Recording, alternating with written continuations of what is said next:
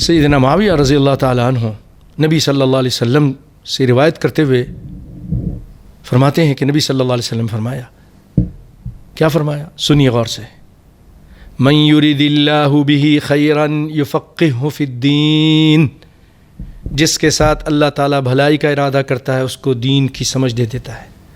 دین کی سمجھ، حلال حرام کی پہچان، نماز کس طرح پڑھنی ہے، معاملات کس طرح کرنے ہیں، یہ اس کو سمجھا دیتا ہے. کیا شرک ہے، کیا بدعات ہے، یہ اس کو بتا دیتا ہے. نماز کے ارکان کون سے ہیں، واجبات کون سے ہیں، شروط کیا ہیں، یہ ساری چیزیں اس کو سمجھا دیتا ہے، اس کو دین کی فقاہت دے دیتا ہے. اللہ اکبر. من یرید اللہ بہ خیرا، جس کے ساتھ اللہ بھلائی کا ارادہ کرتا ہے. یہ نہیں کہ اس کو بہت طاقتور کر دیتا ہے، اس کو بہت بڑا سیٹھ بنا دیتا ہے، بہت بڑا تاجر بنا دیتا ہے، بینک بیلنس کا مالک بنا دیتا ہے، کارخانوں کا مالک بنا، نہیں. جس کے ساتھ اللہ بھلائی کا ارادہ کرتا ہے اس کو دین کی سمجھ دے دیتا ہے. اسی حدیث کے آگے اس کی شرح میں امام حافظ ابن حجر رحمہ اللہ تعالی وہ کہتے ہیں حدیث کی مفہوم یہ ہے کہ من لم یتفقہ فی الدین فقد حرم الخیر. غور سے سنیے، وہ کہتے ہیں اس کا مطلب یہ ہے جو شخص بھی دین کے اندر فقاہت نہیں حاصل کرتا فقد حرم الخیر، وہ خیر سے محروم کر دیا گیا، خیر سے محروم کر دیا گیا. تو بھائیو جلدی کرو، اس سے پہلے کہ موت آ جائے علم حاصل کرو، دین کی فقاہت حاصل کرو.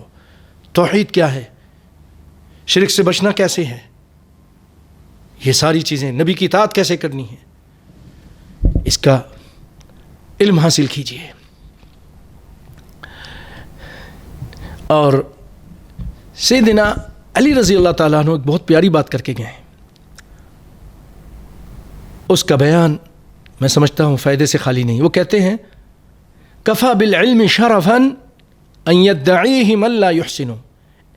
علم کی فضیلت کا اندازہ آپ اس سے کرو، یہ ایسا شرف والا کام ہے کہ اس کا دعویٰ وہ شخص بھی کرتا ہے جو اس میں ماہر نہیں ہے، نہیں معلوم اس کو زیادہ، لیکن اپنے آپ کو دعویٰ کرتا ہے میرے پاس علم ہے.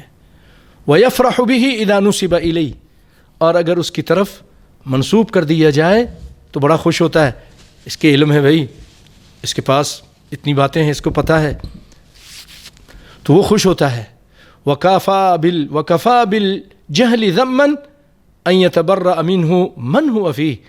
اور جہالت ایسی بری چیز ہے، اس کی مذمت کے لیے اتنا ہی کافی ہے کہ جو خود جاہل ہے اگر اس کی طرف آپ نسبت کریں کہ جاہل ہے تو پسند نہیں کرے گا. جاہل جٹ، لیکن آپ اس کو کہیں جاہل نہیں، وہ اس سے کہے گا نہیں میں جاہل نہیں ہوں، اس سے بیزاری کا اظہار کرے گا. اللہ اکبر. تذکیر السامع والمتکلم، یہ حوالہ ہے.